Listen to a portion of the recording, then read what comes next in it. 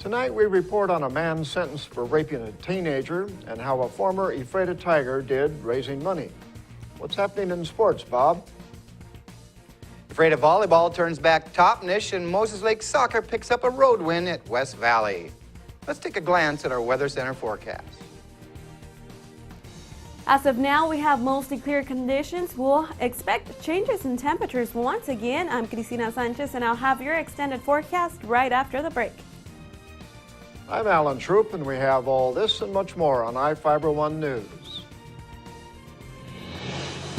From the iFIBER 1 HD studio here in the heart of the Columbia Basin, this is iFIBER 1 News. Your #1 source for local news, sports headlines, and our very own Weather Center forecast covering the entire Columbia Basin. This is iFIBER 1 News, and it starts now.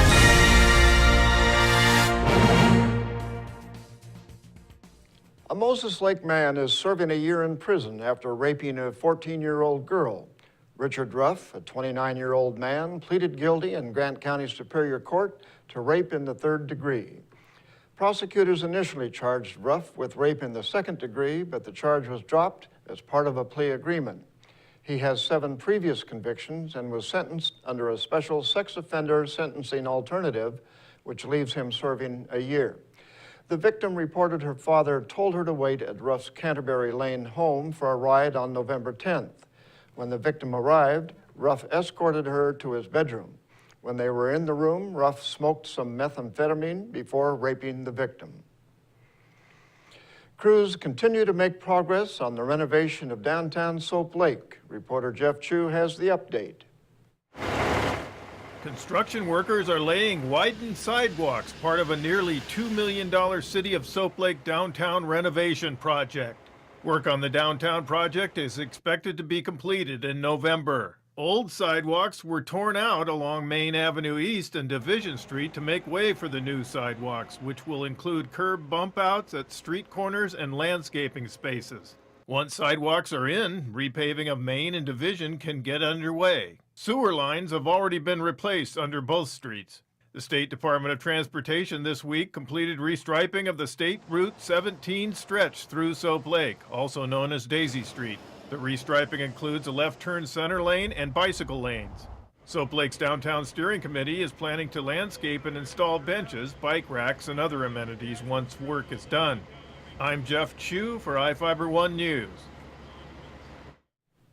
Voters will have a chance to hear from nearly 24 local and state candidates on Monday night at the Moses Lake Chamber of Commerce's Candidate Forum.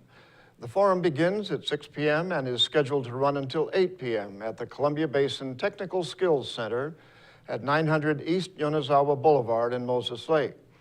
Chamber Executive Director Debbie Duran Martinez said a meet and greet is planned for 5:30 p.m. to allow people in attendance to interact with candidates prior to the forum. A chamber committee generated questions for the candidates and will gather questions from the audience. The questions will be limited due to the large number of candidates attending and limited time. People can help fund class activities during the annual Wilson Creek Harvest Festival on Saturday. The activities begin at 8 a.m. with a 5K fun run starting at the school commons at 400 Navarre Street. Registration is $15 and includes a shirt. Proceeds from the race will benefit the American Cancer Society. A parade will head through downtown starting at 10:30 a.m. and the festival continues at the town park on Railroad Street. Organizers stated there will be food, live music, pumpkin picking, quilt show, the cow pie plop, and children's games. A community dance is planned from 7 p.m. to 10 p.m. at the school. All ages are welcome. A DJ and concessions will be offered. And now we take a look at people being sought by law enforcement. This is Sheriff Tom Jones with the Grant County Sheriff's Office. Each of the people you see here have a warrant for their arrest. If you see any of these people, we ask you do not attempt to detain or apprehend them, but call us at 509-762-1160 or send us an email at crimetips@co.grant.wa.us. If the person is presenting a danger, call 911. With your help, we can bring these people to justice and make our community safer. We'll be right back after this.